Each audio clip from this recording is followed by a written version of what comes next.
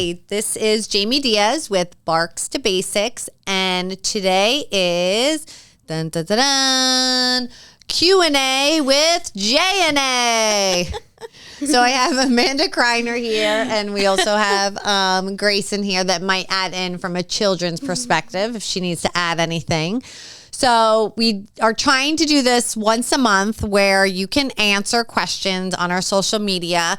We did do a couple of teasers on our social media that we asked the question, but we didn't give the answer because we obviously want you to listen to our podcast. But you can ask the questions on Barks to Basics or on social media. So I am going to need my readers for this. So I usually go to all different. Figure.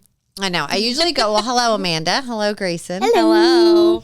So I usually go through all different posts to find these questions. But yesterday I posted a video that went viral, which it's so crazy because you never know which one is going to go viral. It has like 650,000 in a day already. So, and it was just teaching the leave it cue, which you can go back and watch, but you teach it without the words yet. Anyway, we're not really talking about leave it. There was a lot of questions under here, not only about leave it, but also just training questions in general. So I figured we can go through those. And these are going to be like fresh for me too, because there were so many. So I have so many to pick from, and then we'll kind of see where it takes us. So the first one is, it says, curious. My dog is scared of everything, noises, movements, anything new for sure. Please advise. So for me, when I get a question like this, there's a couple of things I need to ask first, right? How old is your dog? Always, always, always. When you guys send problems in or questions in, I would say we need to know how old. Why? Because are you going to say, my dog's 7 years old and he's super scared. My dog's 3 months old and he's super scared. Like, how much experience does your dog actually have?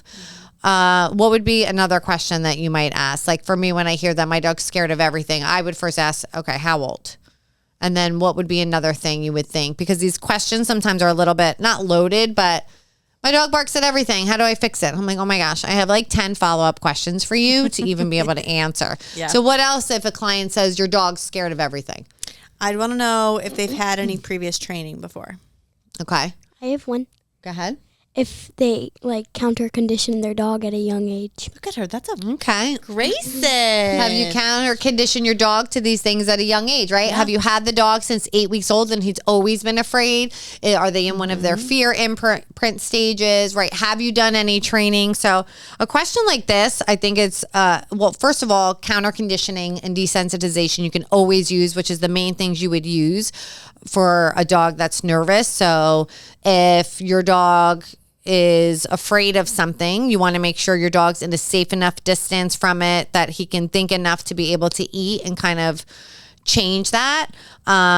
So if your dog's scared, so I thought of this example in class the other. Sometimes I think of analogies and I think they're great, but I have to toot my own horn. Okay, so say you're afraid of spiders, which I hate spiders or roaches or anything. You're afraid of spiders, and I tell you, there may be a couple spiders in this room, right? And I'm feeding you, I'm giving you money, right? But you're like so afraid you're like literally looking around. You're like, where is this friggin' spider? Like, where is it? Oh, it's right there. Like you cannot relax because there's a spider moving, which in relation, say your dog is afraid of other dogs or strangers. Now you have a stranger kind of moving around. But what if I say, I'm going to have this spider all the way across the room under a cup. So it's going to be in a glass cup. You can see the spider.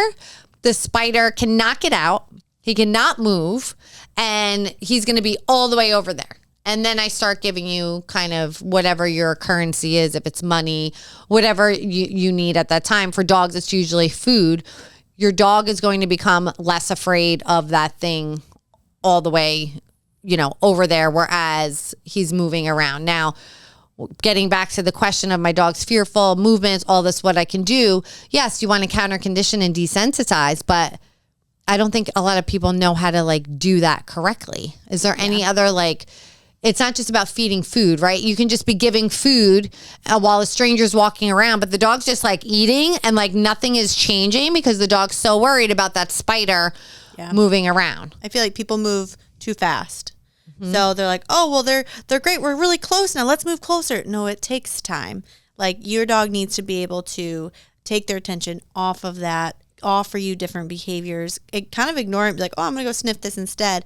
Then those are your steps that you can be like, okay, now I'm going to move forward. I'm going to go closer. I'm going to turn the volume up or things like that. So I think that's the issue is moving forward too quickly, too fast, where they don't know what to look for. Yes. And then if you do that, you actually make it worse and you go back 10 steps with your dog. Yeah, because you're not actually. And on that same note, my friend Jen, hi Jen, who listens to our, she asked me a question if we can answer it. And this is actually goes right into this. She said, here's my question for the next Q&A. Explain the difference between flooding your dog and counter conditioning because so many people force their dogs because some trainers tell them to, and why it's so important to build the positive for the fearful dog and not flood them. So flooding is, let's go back to the spider. I want you to not be afraid of spiders, Amanda. So we're not going to, what I'm going to do is I'm going to fill this room with spiders because I want you to get used to spiders because once you get used to them, you are going to be so fine. And what happens? You might start screaming in the beginning and then literally your body, your brain, everything is going to like shut down. And you're going to like be quiet and you're going to leave this room quiet. And then you're probably super messed up even more. But to the owners, they're like, oh, my dog stopped reacting. They're fine now. They're comfortable. But that's not what's happening internally. Yes. And I think I hear a lot of people say, I hate this term. He was fine, right? Quotes, fine. What does that mean? He's fine. I'm like, send me a video.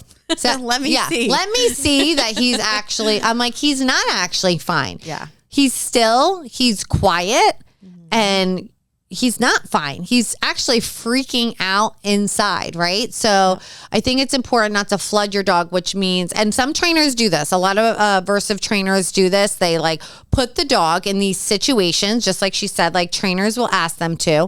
And it's so bad for the dog and their psyche and everything that you're not fixing it. I mean, there are tons of research studies, science-based research studies done on this and done on flooding. And I don't expect people to read them, but the research is already done that it's very dangerous to use flooding as a technique to fix a problem. Many times it goes like the opposite way. Yeah. Anything to add on the scary question, if your dog's afraid of anything for that, for the noise movements?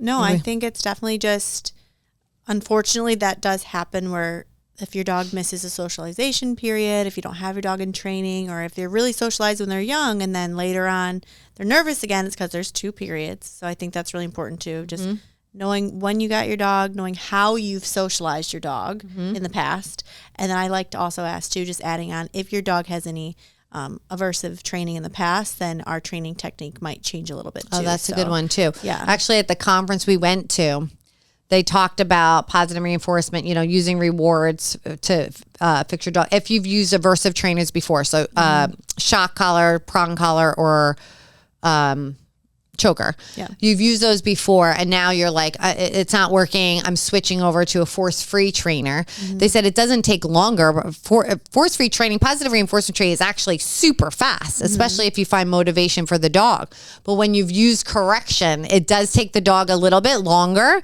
to realize, I don't need to freak out. I'm not going to get corrected. So it seems like they're not learning as fast for that little curve. And then they actually, once they realize they can trust the person again and they're not going to get corrected, they're pretty reliable with their behaviors. Yeah. And that aversive training can cause that nervousness too. So I always like to know, like, where are we at in that? So yeah, when you ask your questions, make sure you're very specific for us so that we can really get to the answer. Age, barking, yes. Yeah, there's so many differences. Yes. So this is another one. Number 2. My dog wants to play with every dog we see, but sounds vicious, lunges, and growls. Distracting her with treats worked for people and squirrels, but not dogs. Any tips? The first question I would ask is, how much off-leash dog experience does your dog have? So we have for reactivity, right? It's the same protocols if your dog wants to eat the other dog or if they are just a frustrated greeter and want to get to the other dog to play. But I would first say, how much experience does your dog have? Some people say, oh, my dog goes to doggy daycare and he is fine there.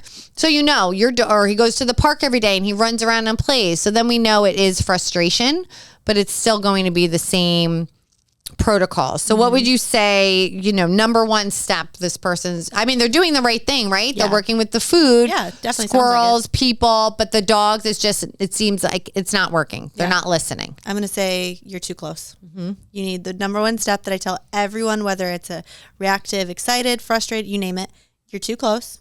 Get distance and then move closer. The better your dog gets once they're able to focus. So again, same thing as that reactive dog. I also want to say, what food are you using? Are you changing up the food that you're using? And is it high enough value? Because if you're like, yeah, I use boiled chicken every time I go on a walk, and it's the highest value, but now it doesn't work. Well, the currency changes for the dog when what's exciting them changes. So make sure that you're switching up food on your walks and keeping them more interested in you. So those are my two tips. If you have like pizza every day, and I love pizza, I'm going to have pizza every day. By like months, you're like, I do not want a freaking piece of pizza. Yeah, so you got to, instead of going to like Little Caesars, you go to Domino's, switch it up. Caesars and Domino's. Dude, I love Little Caesars and Domino's. I don't like pizza. She doesn't like pizza. I know. What? Pizza is just for me. No, it's Oh, an girl. ew. It is. Pizza, I don't like pizza. Okay. So a lot of, okay. I find that using treats to train my dog does not work. If they don't smell the treats on you, they will not listen. I prefer to use positive affection. Gray, what do you think about that? What were your first thoughts on that? No, just no. Why though? What should you be doing? Your dog's not gonna, if he's not getting something to like actually like maybe like Reinforce him and like to like just saying good job, you got this. It's not gonna work. Yeah, so if you're not teaching your dog that, getting pet or verbally saying good job is going to be, paired with some sort of reinforcement, then that secondary reinforcer we talked about in our conference podcast, that is not really, you might think it's reinforcing for your dog, but it may not be. So you have to actually train your dog. Yeah, how do you know? Yeah. How do you know? Oh, he loves it. He loves it. I always do these tests and we'll do, all right, pet him and stop, see what he does. Like, how do you know he loves it? And you know what? You can train dog. Like, just because I have food on me doesn't mean the dog doesn't listen. That's a training issue, right? So I can have a hot dog in my pocket. My dog needs to know that he still needs to like listen or not, or that has like nothing. I don't think it has anything to do with the food. I think the behavior is probably not trained. No, and positive affection needs to be like paired, like you said. Good boy, pet treat. Pet treat. Pet treat. Yeah. Right? Yeah, And then and eventually you get rid of the treat because that pet's going to be reinforcing enough. But you still have to treat. You still have to treat. Yeah. Yeah. You still have to treat. And that's probably why your dog's not performing, because you're reinforcing them with something that's not really reinforcing. Yes. Right? I actually would like to make an announcement that I'm going to switch to positive affection for my employees. And I'm just going to tell them, good job. I swear, girl. Good. I'll just give you a good job without any pay. And I'm going to see if that's reinforcing for you guys. If you think about it, a lot of times in like my outings, I have to tell people like, put yourself in your dog's shoes. We have to make those metaphor similes for them so that they understand. Oh my God, what? Listen, Gracie used a big word. Now I have to use. What did you just say? Metaphors. And similes. Similes so are words are the same. Metaphor. Okay. Yes. Okay. So we have to make So we have to make sure that as a human, think for your dog as if it were you. Right? Yes. Like, just like you said, like if you're just saying good job, but I never get a pay raise, I'm like, Jamie. And you know what? Sometimes money is not reinforcing for people. Like sometimes I'll like give time people off. Like, time off is, or, I try giving people, I'll give you an extra, whatever. And they're like, I don't really care. Like my time or money doesn't matter. So the positive affection, I would say, unless it's paired as a secondary reinforcer and you have to keep working on that, it's not going to work. Okay. I can place a treat on my dog's paw, walk away and say, leave it, and they will just look at me. If I call him to come, he leaves it on the ground where it falls off his paw. That's really good. That's really good. Very good. That was from Australia. That was really, really good. Ooh. So they're talking about the boxer in the background in the video. My dog will never stop going for it. He's a fatty. He loves his treats. Let me see. So if you guys look back at this, it was the Leave It video, part 1. It was really good. Okay. I hear this all the time. If you want your dog to leave it, why are you rewarding with the same treat? So there's like mixed things for Leave It.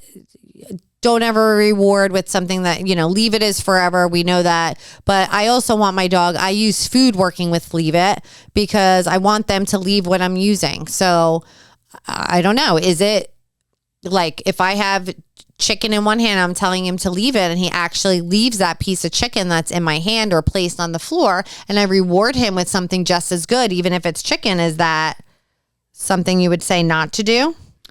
No, I think it depends on how you train it. So, and people, everything can be trained a million different ways and still be right. So keep that in mind. So, but with Leave It, if you're asking your dog to leave, say chicken, like you just said, the way I train it is I can reinforce them with chicken. I can reinforce them with the same item or something of equal or higher value, but I'm not giving them that thing I just asked them to, like that they're staring at to leave. Right. I'm pulling it from behind my back and giving it from a different hand. A dog isn't like, oh, chicken, I ate this chicken, I'm going to get that chicken. They're smart, but they're not that smart. Yeah. So they view it as Correct. something separate. Yeah.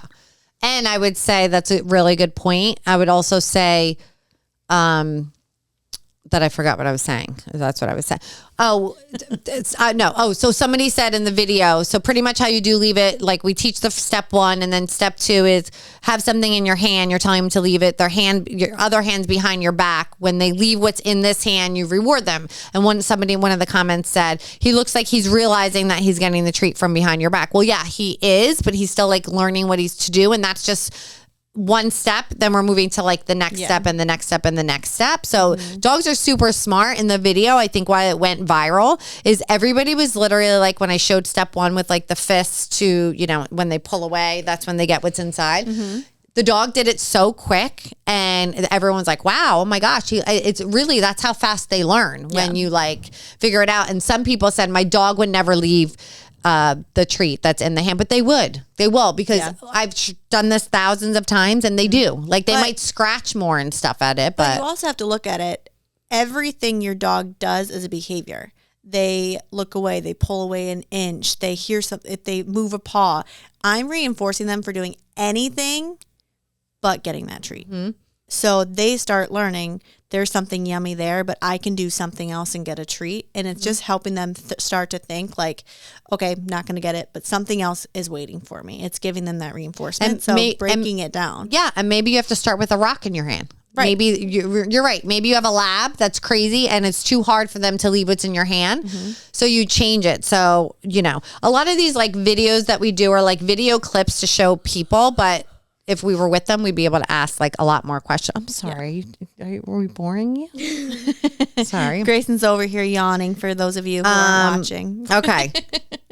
One of my dogs always barks at my boyfriend when she clearly knows who he is. When he has food or pets, she is fine. But any other time I said, babe, she barks. So I guess it's saying, okay, she has food, she's fine. But okay. So the dog's still barking. Some dogs will like food so much that they're going to take it from the person. They're going to do things. So for this, I mean, I would say if you were like, oh, my dog barks at my boyfriend, like obviously if he has food, he doesn't. What I would say is for me, like counter conditioning, desensitization, as soon as your boyfriend walks in, just have him throw treats on the floor. No eye contact. Don't talk to the dog. No interaction at all. You're just literally going to come in and throw food. Now, if the dog is persistently barking, I would say get a licky mat, get a snuffle mat, something the dog to do, or put them like away in a sanctuary space. I think people want the problem solved like right there. Like I want to stop my boyfriend. When it's like your dog is like nervous, you're asking them for so much. You have to have some like other options than, I mean, I know your dog is like, like if you have, what would be your option? You have somebody coming in your house and your dog is like barking at this person. Because a lot of people just leave them out and let the dogs like, eventually they shut down and get exhausted and stop barking. But I don't think that's like really the best way. I mean, to me, having a reactive dog at home, if the dog is barking, I'm going to be afraid that bark is going to turn into something else. So I want to make sure that my dog is doing something else to either associate that person with something better. So I'm teaching them place with a bully stick. I'm sending them to their crate. I'm putting them behind. All right. I went like this. I was like so close. Just resting and your you chin probably on the can hear it microphone. on the sound. Sorry. Go ahead. But yeah, I'd want to know that. I also want to know, is it reacting like excited or frustrated? Is it when your boyfriend's near you that it's happening? Or is it an attention bark where it's because the dog had been reinforced in the past for barking and now that's an issue? So all of these things, though, I think if it is like an attention bark where it's just with him, it's not aggressive in any way, I like using the clicker with that, because the clicker is something that it's, instead of our voices saying yes, we're clicking them I like to use it in the beginning for their choices, not asking them to do something. So they're like, oh, what was that? And then you treat them and they're like, oh, I got a treat for that. And then they're actively listening. What do I have to do to get that click? And I'm clicking anything that they're doing that's not a bark. So that can help too. Yeah. And a lot of these things, again, you probably should contact a professional, because I feel like it's harder to like give this plan. I think the barking thing is always... It's a loaded question. It's a loaded question. This is another barking one. I'm actually going to give this to you because I've worked with this and sometimes it's like really difficult. I mean, I've had some success with it, but gosh, please tell me you know how to train dogs to not bark when not home or constantly barking when they see shadows. Ooh. Shadows. So what would you do, Gray, if you were walking Finley and every single time he saw his shadow, he started barking at it? What would be something that you would do? Try not to go in areas that have shadows. Well, there's shadows everywhere. There's light. Well, They're connected to you, girl.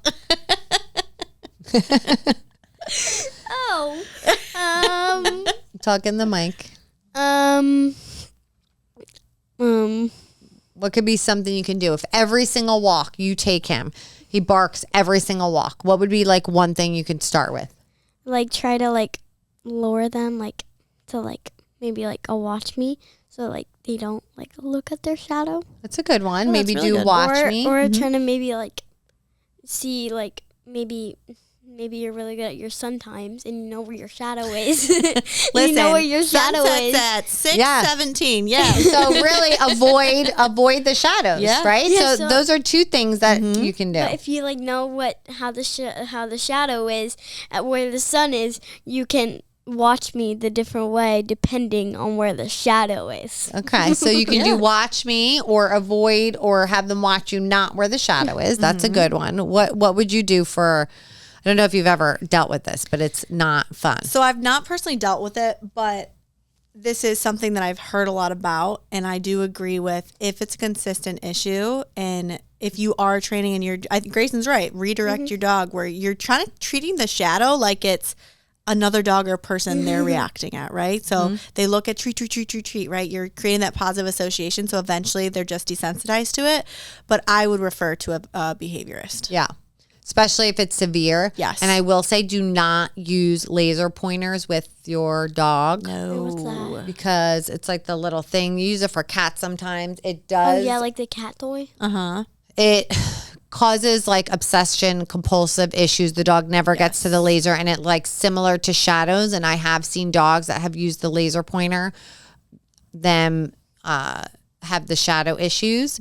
I would say if it's severe, definitely refer to a behaviorist. There's certain things we can do. There's certain things that medications will help. And it's always good to have like the behaviorist on staff, especially if it's same with, I don't know why this is pointed up in my head, chasing tails. Did you see that video? What's that? Somebody posted on the WhatsApp. There was a dog that was one of our trainers posted it. The dogs were playing and you didn't see it? The own dog was chasing their own tail. The own dog was chasing their own tail during play. Oh. It was very odd and it's not normal. Like kind of chasing until bite and then go back to a play bow. So it's kind of like obsessive. With other dogs or solo? He was playing with another dog. He would stop, chase his tail. Yeah. Grab his tail. And we're not talking about them. like cute puppy, like, oh, I just found my tail for the first time. It's like an obsessive. Yeah. keeps going And back to I it. literally said, who is that dog? We need to talk about this. There's like, because it does look, oh my God, it's so funny. He's chasing his tail, but you know, tail chasing can be serious too. There could be neurological problems. There could be different things. So you definitely want to make sure. It's like OCD for dogs, like the What's shadow OCD? and obsessive compulsive disorder. So when you're so obsessed with something, like if you have to have something in a specific spot all day long, but it moves, and if it moves, you like get like daddy with back. like daddy with the refrigerator or the pantry. Right? Yeah. Something like that. So dogs will be like, So they get like obsessing that them. with chasing their tail. When they see their tail, they're like, I have to do it. That's what that would be. So I don't know why I just thought of that because it came. Okay. Next question. My adult dog never comes when I call him. He's a rescue, so he probably didn't learn, but he doesn't come. He acknowledges his name, but won't come help. Can I say something? Yeah? Okay. Talk in the mic. So basically, you take a treat, put it to their nose, and while you're calling them, you say their name, but with the treat in their nose. So like you're running back and you say, let's say, Oliver, but with the treat in their nose. And then when they come, you give them a treat. So what is the word that you're using for the recall, though? Like their name. Right, but If they don't know their name. if they don't know their name, but this dog knows his name. Oh. So he knows his name and he'll look. So Oliver will go, Oliver, hi, Mom. And she's like, come. And he's like, hi, Mom. So like it's like a here. Yes. yeah. Oh, so see, it's like the same. You do like Yes. the same thing. Yes. So what would you It's do? the same thing. You would say, Oliver, take the treat. Oliver here, and you go. Right. Run- Take the run treat. back. So what Grayson's explaining is luring the dog. So again, recall has a million different ways to teach it. So you can lure it. The problem with luring is you're luring. Then you have to get rid of the lure. You have to get Adds rid of the more lure. work. And it's more work. You can, like we learned in the conference with like the whistle, which we do whistle training, blow, give the dog a treat wherever he is. The dog will quickly realize, Oh, I hear I that. hear this I get whistle. a treat. right. And then he's Yeah. going to start looking for you because I know that I'm getting this treat. Yeah. I like to change the word. So I was gonna say, change your cue. Everyone says come, or even if we use here training, but I'm like, you can literally make a fun word, and the dog doesn't know what the word means. But Yeah. then it's something different they've never heard. So start from scratch with them and Yeah. use a different word. You can use, potato. Pickles. Like, I love Coal. pickles. Cool. Coal? Yeah, like the rock. Oh, yeah. You can use whatever word you want. Start fresh. Go Santa. Sorry, now I'm thinking about Christmas. That'd be a good recall, right? Oliver, Santa. So a lot of dogs, if you'll know, it happens to it's happened to my dogs. They'll be like, all I have to say is the word treat and they'll come. Well, why do you think that is? Because you've reinforced when you've said treat and now it's a reliable recall. So I would say first start really short distances, right? Here come pineapple Santa, whatever it is. Oliver, here. Like when I say short distances, I mean 1 foot away. 1 foot away. And if you say Oliver here and he looks like this, just tilts his head a tiny bit to you, Boom. give him a reward. Yep. Even if he doesn't come. Oliver here, and you turns, give him a reward. He's going to start turning his head even more after a couple of repetitions, and then he's going to start very quickly coming to you. By the way, I use that exercise all the time with the recall with the two people this close when one has something. Like the recalls, you want to have super, super short distance. And it's funny because, people say, well, he didn't come to me. But he's orientating his head towards you. He's And for associating him, it with a treat. Yeah. for him, that's like enough. And I think recalls are super, super important. And this This can be like a talk, which we could have on its own, just like literally on recalls. But I think number one is change the word, start fresh, find the currency that your dog likes. And start with minimal distractions. Yeah. So what does that mean? Minimal distractions? Because I will tell you that. Go ahead, Grayson. What is like, minimal distraction? There's like minimal, and then it gets to like. But what would be a minimal distraction? Like where would you go for it? For like a minimal distraction, maybe like outside and like a random. Like it depends if you want to go inside or outside. So do you think inside or outside's better to start? If you're like brand new, like beginner. Yep. Inside. Yes. With a little bit of distractions, that would be like maybe in like a room, but like maybe with the door open. Mm-hmm. Yeah. Yeah. Yep. Yeah. But if like you're a little more advanced, like you can do outside, maybe like in a random parking lot. So I think that would be super difficult for. So the reason I asked that is because I think people think minimal distractions. They can think like outside in their backyard, and I usually say, do not underestimate the environment. A distraction could be instead of you standing, you're sitting. Yeah. It could be like a huge distraction for your dog. Instead of your standing towards them, you turn your back. That could blow your dog's mind that he is like not coming to you. Yep. For that. So I think even during the conference with distractions, I think people try like too much distraction. They're not coming when called because you made it too hard. Yeah. I would say you need to start in a room that the dog is in all the time, where they're just used to being. Like me would be like my kitchen. My dog's always just laying in there. There's not a lot that she, gets into. We don't play in the kitchen. And so that would be a good place where it's just nothing is going to happen there that she's going to be like, ooh, what's that? And then start right with your dog there. And then you can, reorientate yourself. See all these big words today. I know. Reorientate yourself to add those distractions. But then you're moving to maybe a room where there's toys on the floor, things like that. Yeah. So very, very easy. Think of like maybe your hallway where there's no doors, but you're just in the hallway with your dog and you're working in that area. Yeah. So something simple. And you have to practice every day. I think a lot of people just don't like to practice, which is why 2 to 5 minutes. Yeah. That's it. All right. We have 2 more. One I love. I'll keep that one for last because, okay. We got a staffy at the shelter. So I'm assuming a little pitty Stafford Terrier. She's 6 months old now. We had her out all of the time, so she got used to everyone and everything. But the older she gets, she's kind of picky of who can come near her. So I think, again, at 6 months old, we do this like just because your dog is out all the time and say. I know. Yeah, hold on. And I'll get to you. Say your dog doesn't like to be pet. And they're 6 months old and you're trying, which is past the socialization period. So if they were not around people, she got her at 6 months. So your socialization period is already over. So you have people coming over. She's 6 months old. You're like, she's a puppy. I want to socialize her. Everybody that comes in, you have petting her, loving on her. She's like, oh, she's fine. Look at her. And then you realize she doesn't like being pet. So now all of those people that came in, she's just started building that negative association of everybody touching her. And now the older she gets, which is there's another fear period, 1 year old, 2 years old, all of these things now are catching up. Yeah. And now she's being super selective. So what would you say for this woman? Because now the dog's not liking everybody that's coming into the house. Yeah. I mean, people need to enter the room and ignore her.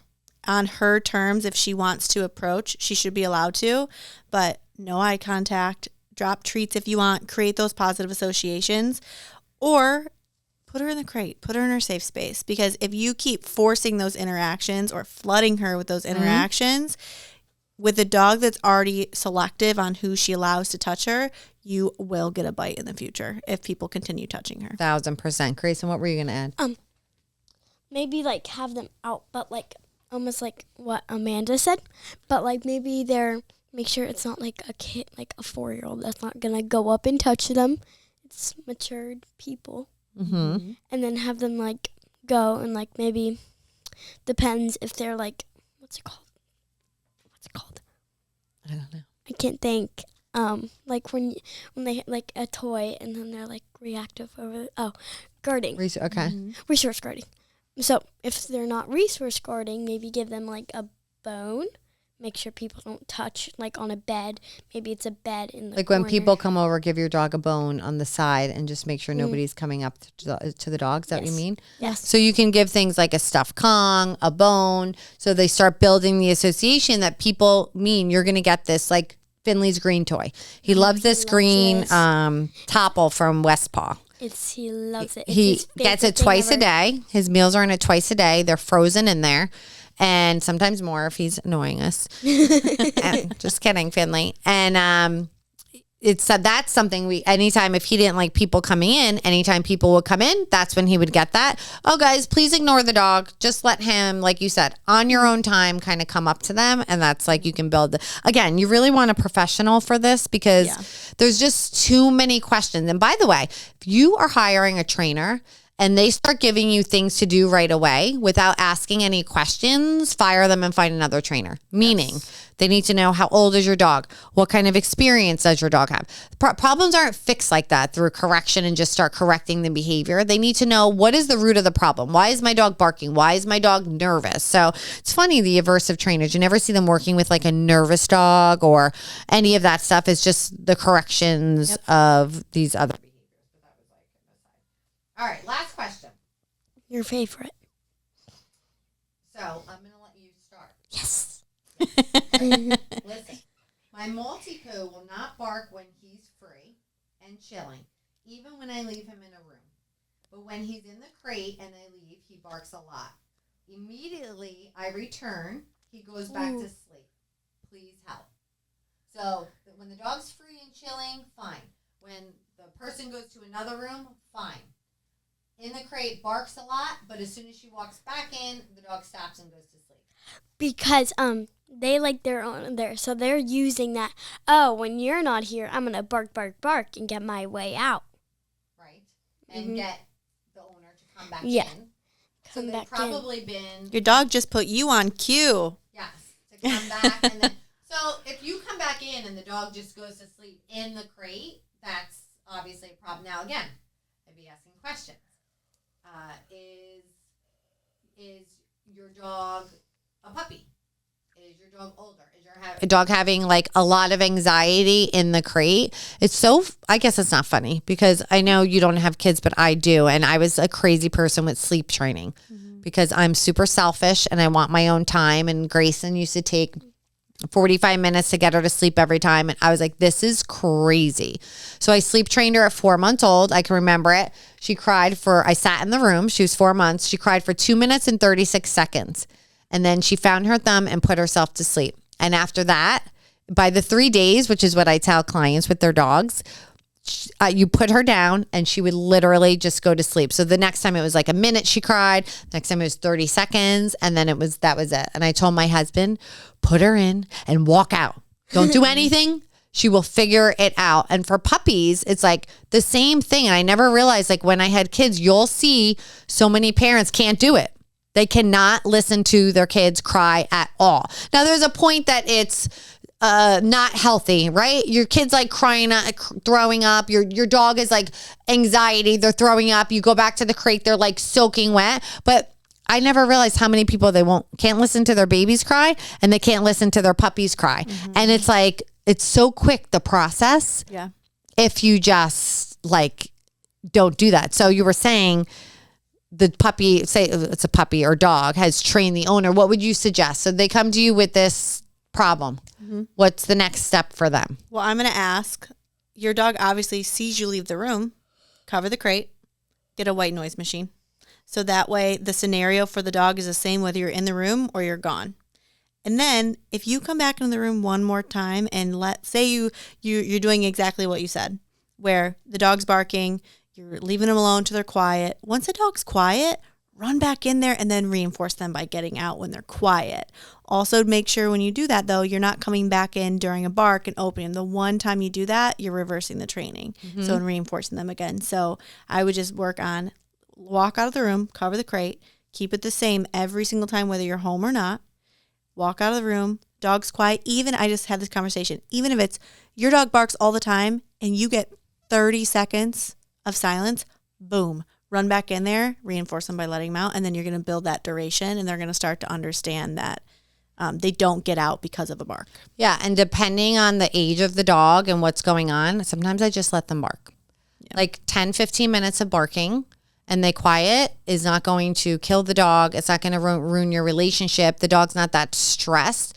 So I almost feel like this dog, and we do virtuals for this too. I would say to the owner, put the camera on the dog in the crate and I want you to leave and we're going to time it.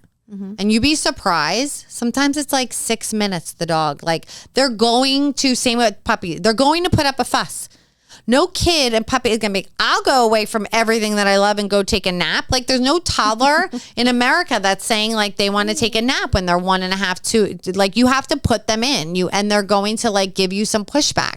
It's like you just being strong, making sure it's a healthy choice for the dog that they're not freaking out. But like 10 minutes of barking, 15 minutes of barking is not going to. I would almost say 30 minutes I've seen dogs bark too, because a lot of people may not do the process with the quiet. That's why when I do like board and train puppies, I like to take them right from the breeder, because even if I have them 2 weeks, it's literally like 2 days. I have those dogs crate trained. There's no crying. They're going in like they are perfect because I let them cry for 5 minutes. Right. And they're fine. Yeah. I'm the one dealing with it. What? And I'm the one. Grayson's the one dealing with it because they're in her bedroom. So, but I have to say, we love these Q&As and, you know, send your questions. The best place to do it is the Barks to Basics Instagram. But if not, TikTok, Facebook, Instagram, at Dynamite Dog Training or at Lucky Dog Training Club. Also, you can find everything on our website, but you can listen to our podcast anywhere where you can hear podcasts, Audible, Apple Music, Spotify, anywhere. And we thank you. Keep sending your questions. Again, Barks to Basics, Q&A with J&A. Thank you, Amanda. Thank you, Grayson. And we will see you next time.